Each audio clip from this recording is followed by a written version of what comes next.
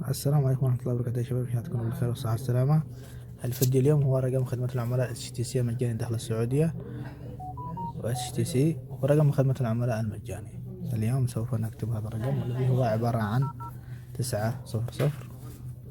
هذا الرقم من داخل المملكة العربية السعودية، يعني هذا الرقم الاتصال من شريحة HTC إلى شركة HTC.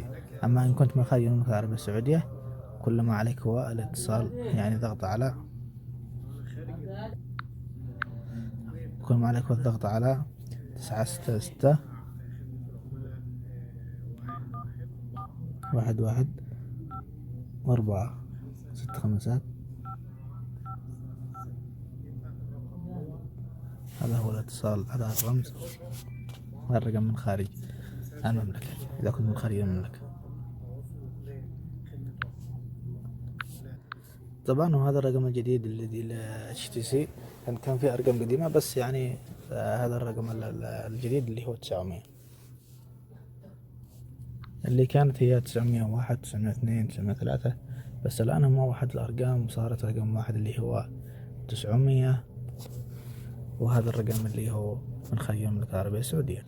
بعد الاتصال برقم اللي هو 900 يقول لك اختار اللي يعني تحديد اللغة، تريد اللغة العربية أو اللغة الإنجليزية، وكما هو المعروف يعني نختار اللغة العربية إن كنت عربي، اللي هي اللغة العربية بالضغط على رقم 1، واللغة الإنجليزية بالضغط على رقم 2.